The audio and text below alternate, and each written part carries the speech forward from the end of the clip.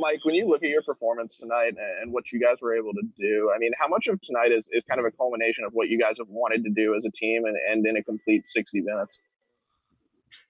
Well, I thought we've had it in us, but as far as getting everything kind of congruent, I think that's been the challenge, and it was a challenge tonight too because again we had kind of a skeleton crew out there, but I was very proud of how hard they played. I thought we executed well.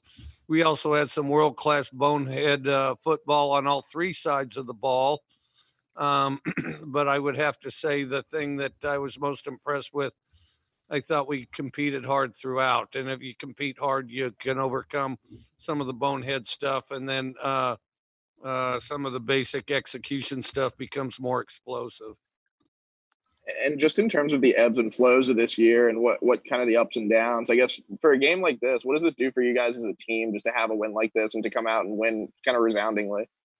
Well, we're excited. Our team's been excited to play from the beginning. I think there's probably some confidence to be drawn from that, certainly from the film, and because there were some very good plays in this game. Some very competitive plays where guys just played really hard, and and I felt like our guys did play like they wanted to play more. I mean, if this game went into extra innings, so to speak, I think we would have liked to have kept playing. But I think that I think part of it is just the whole execution, getting used to the guy next to you, and it's been a gradual process, and we're certainly not there yet. I mean, if you saw some of the plays I saw out there to the negative, no, we're not there yet. But we took a step today. All right, up next, we'll go to Neil Price. Season high 151 yards. Was that something that was in the game plan that you wanted to do more this week, or was that maybe a product of the offensive line just continuing to improve and opening up holes and doing some things for you there? I thought we played better on the offensive line, and I thought our backs did a better job reading the holes and things like that. And I also think that some of the balls we threw early probably opened some things up for us. Thank you. Up next, we'll go to Steve Robertson. Coach, along those same lines about the running game, the wrinkle you did with the fake toss and inside handoff. I mean, what was it about that play that made you feel like it would be successful, and why did you have so much success with it? It's just sort of a fly sweep's all it is. I've always thought that is a great play. I've always thought that's a great play, and I've seen teams run it, like you say on the high school level where it's their signature play. It's an old play, and so maybe old enough that folks forgot about it. But I thought it played pretty well today. It's got a lot in common with a lot of stuff. It's kind of a draw, or it's the sprint draw. I mean, it's kind of a draw. It's kind of a sprint draw. It's kind of a counter. So I don't know. I guess the hybrid of some good stuff, but it's been around. When Fred Flintstone was quarterback, they had that play, and Fred was pretty good at that play. So anyway, we decided to break it out. Up next, we'll go to Joel Coleman. Mike, that y'all's first score, I guess Paul Blackwell recovers the muff punt maybe in the end zone, and kind of felt like the dam broke, so to speak, at that point. And just from then on, you guys just kind of rolled. Was there kind of that feel on the sideline? I mean, was that kind of I guess how big of a moment was that for you all to kind of catch your breath and get going? Well, I felt like we were excited to play from the start. And then, that first series, I thought we were really rolling our first defensive series. And then, had got a mishap that I thought maybe we could overcome better. But certainly,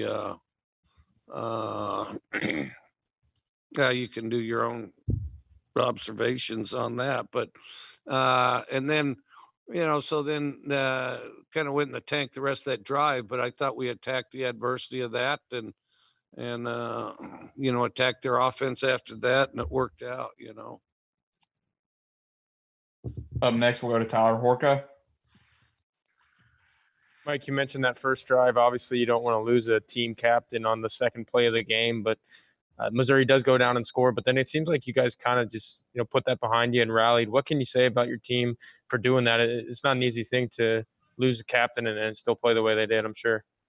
I was proud of the way they played. I thought they played competitively, and that's the thing is, we have been competitive really all year in practice hard, play hard. We just do it incongruently. We just do it in spurts and sort of segmented. I mean, we're a young enough team as it is, and then when you have all kinds of contact tracing and all that business and interruptions, then it splinters it further. So I think sometimes it's tough to get a 10 over the circus when that happens. And so then I thought that but we have been making steps that way, and it looked better today. It's certainly not perfect, but I thought we were aggressive, competitive, and again, I was really proud of them for that.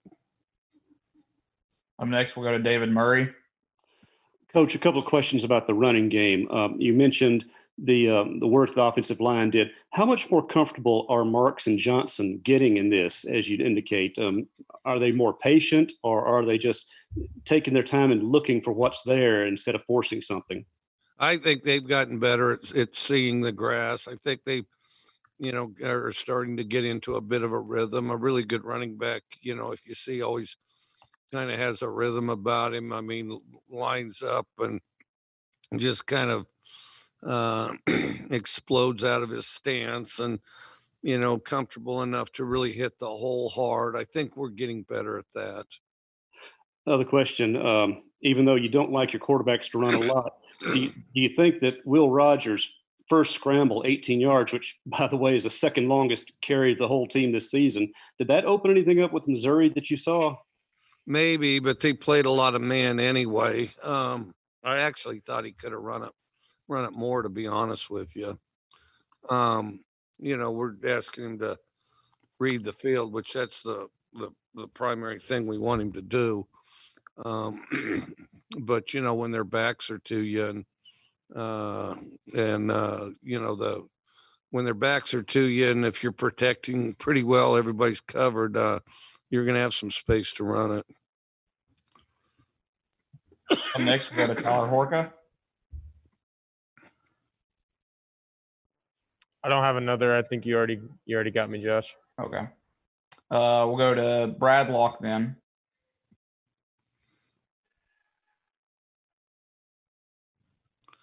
All right, Brad. No, Brad. We'll skip him. We'll go to Steve Robertson then. Coach, there's a lot of bowl teams and players that are opting out. I mean, how concerned are you about that sort of thing? You've said all along that you really want to play as much football as you can. What's kind of your message to your team now? Is that's now a possibility? Well, football is always exciting to play, and that's why I'd like to think everybody signed up in the first place. And but I'm not too concerned about it. But everybody that's excited to play, we'd be really excited to go to a bowl game. Up next, we'll go to John Sokoloff. Mike Leach talking with the media downstairs. Mike, how did you a couple of missed handoffs, so to speak, I guess. Mike, how did you guys, what did you kind of say to your team after the third quarter when you kind of got them all together, when it was a 2-possession game going into there? What specifically was the message there? Yeah, just finish the game. We did some good things, but none of it counts unless we finish, And then you mentioned offensively a little bit earlier, but with Will, how much more with the type of man coverage does he kind of excel with that, and just your offense as a whole? Well, they kind of bounced between the two. The first half they played a lot of man, some of it with 2 safety, which is a little out of character for them. And then they got to where they're playing that real loose zone stuff, the drop 8 business, and they made a run of that. Then we moved the ball on that, and then they went back to man, which is kind of, that's what they're used to. That's their best, what they do best. And then some blitz off and on. I mean, there was a blitz that was a big play for the drive. They brought a bunch of people, and Cyrus jumped up and caught that post, so that was pretty good there on that particular play because they were really heating him up. And then then they went back to then they shuffled through some defenses, and but in the end they played a lot of man, and that's what they do, is they play man. And the last one from me is, you guys made it through your full SEC game schedule this year. You played all of your games. I mean, how kind of surprised are you or are you surprised that you were able to get through the whole season like a little bit unscathed, I guess, because you got every game in? And how kind of like proud of you of your guys for actually making it? I'm really proud of them for that. I mean, because for about 5 weeks we've been under the threshold there, the 53-man threshold. So I think that's impressive, and they're young enough. If we can keep getting better together, well, one day some of these guys may be dangerous to know, and I hope that's the case, and we'll see what happens.